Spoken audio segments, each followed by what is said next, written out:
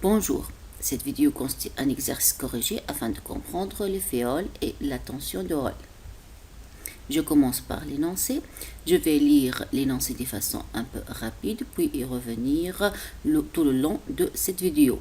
Donc, on considère un conducteur parallélépédique de longueur L suivant l'axe des X, A suivant l'axe des Y et B suivant l'axe des Z. Ce conducteur est parcouru par un courant stationnaire I de densité volumique uniforme J égale à J fois UX avec J est positif. Les électrons mobiles sont en nombre N par unité de volume. Première question, donner l'expression de la densité de courant J, en déduire le sens du déplacement des électrons de conduction. Deuxième question, on applique un champ magnétique B dirigé selon l'axe des Y. Donner l'expression de la force magnétique agissant sur chaque électron de conduction. En déduire qu'il existe une accumulation de charges sur certaines faces. Indiquer la direction et le sens du champ électrique EH qui en résulte. Donner l'expression de la force électrique FE produite par EH sur les charges libres. Au bout d'un certain temps, le régime permanent s'établit dans le conducteur. La force magnétique à laquelle sont soumis les électrons est équilibrée par la force électrique due à EH. Donner l'expression de H en fonction de JB, N et E et du vecteur unitaire adéquat. Et calculer algébriquement la tension de Hall UH entre les faces Z égale à 0 et Z égale à B. Alors, je commence par la première question, c'est-à-dire donner l'expression de la densité de courant ou bien du vecteur densité de courant J, puis déduire le sens du déplacement des électrons de conduction. Alors, la situation est la suivante. On a un conducteur parallélépédique parcouru par un courant stationnaire. Maintenant, lorsqu'on a N particules chargées par unité de volume en mouvement, dans notre cas, les particules chargées sont des électrons. Ces électrons se déplacent avec la même vitesse, le vecteur vitesse des électrons étant V. Et chaque particule porte la charge Q, donc Q étant la charge de chaque particule. On a une relation entre le vecteur densité de courant et le vecteur vitesse qui s'écrit J égale N fois Q fois V. Donc N, nombre de particules en mouvement par unité de volume, Q, la charge de chaque particule, et V étant le vecteur vitesse des particules en mouvement. J, c'est le vecteur densité de courant. Les particules chargées étant des électrons, chaque électron porte la charge Q égale à moins E. Donc on a J égale moins N fois E fois V. Ou bien vecteur vitesse V égale moins 1 sur NE fois le vecteur J. Donc remarquez bien, V égale un scalaire négatif fois le vecteur J. Donc V et J ont la même direction, mais ils sont de sens inverse. Donc V est orienté dans le sens inverse de J. Comme maintenant le vecteur J égale à J fois X, avec J positif, alors automatiquement le vecteur V va être porté par moins UX. Tout ce scalaire étant négatif fois UX, donc il est porté par moins UX. Donc si je représente le vecteur J de cette façon, J égale J fois UX, les électrons se déplacent dans le sens de la flèche bleue. La deuxième question, on applique un champ magnétique uniforme B dirigé suivant l'axe des Y. Donner l'expression de la force magnétique agissant sur chaque électron de conduction, en déduire qu'il existe une accumulation de charges sur certaines faces. Maintenant, que va-t-il se passer lorsqu'on applique un champ magnétique sur des particules chargées en mouvement? Alors, je vais commencer par un petit rappel. Soit une particule chargée, immobile, au repos, et placée dans une zone où règne un champ magnétique. Est-ce que cette particule chargée subit une force La réponse est non, rien ne se passe.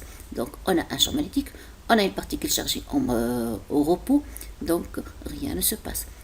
Par contre, cette même particule chargée qui est au repos, lorsqu'il est placé dans une zone où règne un champ électrique, elle va subir une force dite force électrique, F qui est égale à Q fois E.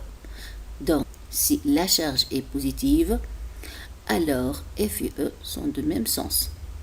Maintenant, dans le cas où la charge est négative, la force F va être ou bien aura un sens opposé à celui que E. Maintenant, si cette même particule chargée est en mouvement, de sorte que Q fois V a ce sens. Et cette particule chargée en mouvement est placée dans une zone où règne un champ magnétique B.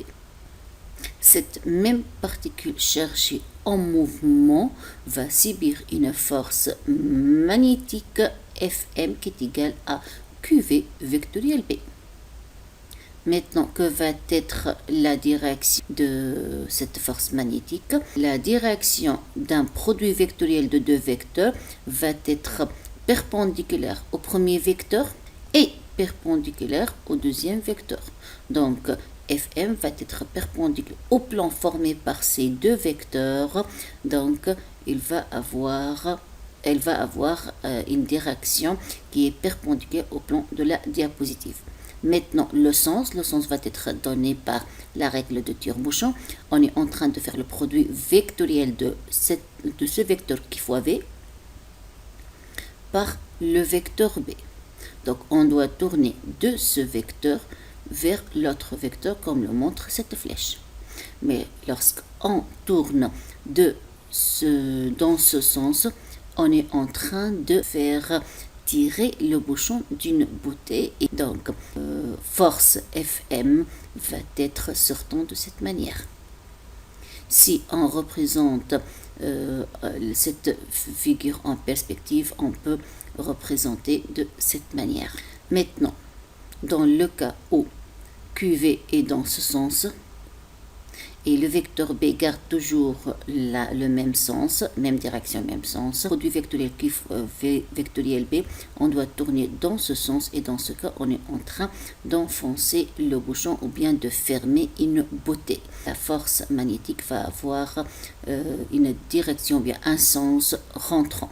Mais si on veut représenter cette figure en forme de perspective, donc on va représenter Fm de cette manière. Maintenant, revenons à notre situation. On a un conducteur palépédique parcouru par un courant tel que le vecteur vitesse est dans le sens de moins ux. Donc, si le vecteur v est porté, comme on a montré dans la première question, porté par moins ux, alors Q, qui est une charge négative, la charge d'un électron, c'est moins E, fois V va avoir le sens de plus UX. QV, dans ce sens, on a appliqué un champ magnétique parallèle à l'axe des Y, comme le montre cette figure, donc on est bien dans cette situation. Chaque particule chargée ou bien chaque électron en mouvement va subir une force appelée force magnétique qui est égale à QV vectoriel B, qui va avoir direction de UZ et le sens de UZ. Retrouvons ce résultat de façon analytique. Donc on a dit que Fm égale QV vectoriel B. QV, c'est-à-dire moins E fois V vectoriel B, mais on a déjà exprimé V dans la question précédente qui est égal à moins 1 sur NE le vecteur J vectoriel B. On obtient alors donc les scalaires B fois J sur N, le tout fois Ux vectoriel Y, X vectoriel Y, vous savez bien maintenant qu'il vaut UZ.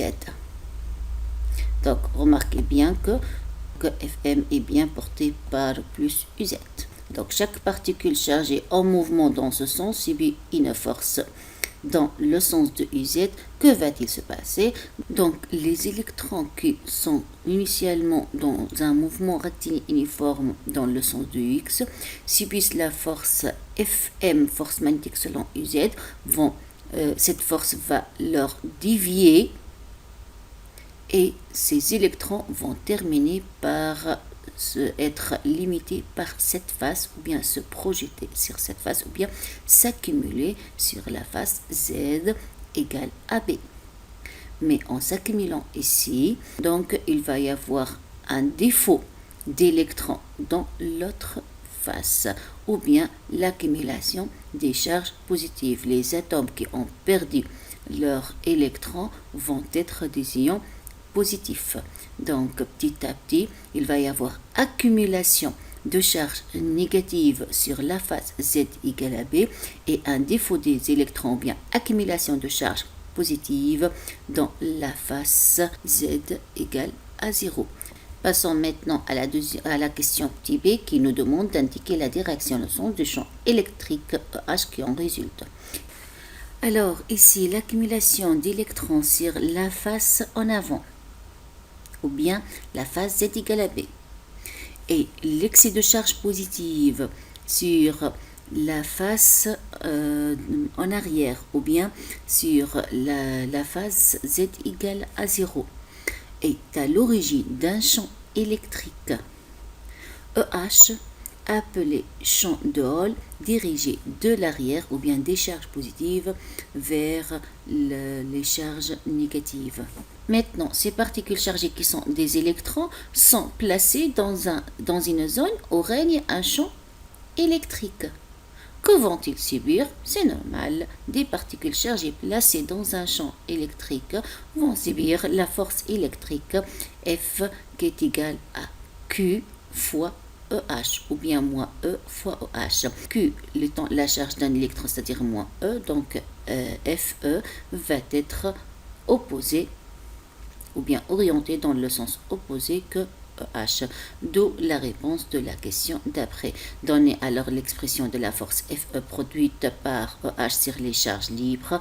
La force FE de chaque électron égale à Q fois EH, comme on a montré dans le rappel, et Q étant la charge d'un électron, c'est-à-dire moins E fois EH. Donc chaque électron va subir, à part la force magnétique, une force électrique égale à moins E fois EH. La question maintenant qui va se poser, c'est que va-t-il se passer après? Revenons à notre situation initiale petit à petit. Donc au début, qu'est-ce qu'on a? On a des électrons qui se placent dans le sens de X. On a appliqué un champ magnétique selon l'axe des Y. Par conséquent, les particules chargées en mouvement placées dans un champ magnétique subissent la force magnétique F qui leur change de mouvement et se termine par se projeter sur cette face. Il va y avoir alors défaut de charge négative ou bien d'électrons dans la face opposée ou bien dans la face Z, la face arrière, c'est-à-dire Z égale à 0, ou bien accumulation de charge positive. Ainsi, il va y avoir un champ électrique qui va se créer petit à petit. Au début, ce champ électrique n'était pas vraiment intense. Et par conséquent, les forces électriques qui sont proportionnelles à ce champ, ils n'ont pas une intensité très grande, ou bien leur intensité est beaucoup plus faible que celle de la force magnétique. Ces électrons terminent par s'accumuler encore sur cette face. Et l'accumulation de charges positives se termine aussi par augmenter dans la face arrière. Et ainsi, le champ électrique EH va augmenter. Et ainsi, la force électrique va aussi augmenter. Petit à petit, il va y avoir accumulation de charges. Et en contrepartie, il va y avoir des charges positives dans la face arrière et augmentation, comme conséquence, augmentation de H et augmentation évidemment de la force électrique. Au bout d'un certain temps, la force électrique F va avoir la même valeur que la force Fm. Ces deux forces vont devenir directement opposées. Chaque électron va subir une force magnétique dans le sens de UZ et une force électrique dans le sens de moins UZ, de sorte que la somme des deux forces égale à 0. Si la somme des deux forces égale à 0, donc cet électron n'a pas de privilège d'aller dans ce sens ou bien dans l'autre sens. Il va terminer son chemin dans la direction initiale ou bien dans le sens initial, c'est-à-dire dans le sens de plus UX. Ce régime est appelé régime permanent. Donc, dans ce cas, on dit que le régime permanent est établi dans le conducteur. Ce régime permanent est établi quand est-ce que lorsque la force magnétique et la force électrique sont directement opposées, ou bien lorsque la force magnétique à laquelle sont soumis les électrons, on dit qu'il est équilibré par la force électrique, c'est-à-dire la force due à EH. Donc, donner l'expression donc de H en fonction de JB, N et E, puisque FE égale à Fm en valeur, ou bien ils sont directement opposés, c'est-à-dire Fm plus Fe égale au vecteur nul. Alors, remplace Fm par son expression, c'est-à-dire Bj sur N fois Uz, Fe par moins E fois EH. Il vient alors que vecteur EH égale Bj sur Ne fois Uz. Sachant maintenant le champ électrique, on peut donc déterminer la différence de potentiel entre ces deux faces, cette différence potentielle appelée tension de Hall. La tension U de H entre les phases Z égale à 0 et Z égale à B, c'est-à-dire RH égale à V0 moins VB, ou bien l'intégrale de D de V entre le VB et V0. Or, D de V égale à grade de V dl, ou bien égale à moins EH dl. Je remplace D de V par son expression, moins EH dl. Je remplace EH par son expression dl. Dans notre cas, il est porté, donc on va intégrer dans ce sens, donc il est porté par UZ. Alors, UZ vaut 1, on trouve alors Bj sur N dz. Bj, E et N sont des constantes. dz entre 0 et B, ça donne B. Ainsi, la tension de Hall UH égale à Bj sur En fois B. Alors, je m'arrête à ce niveau et à la fois prochaine. Merci.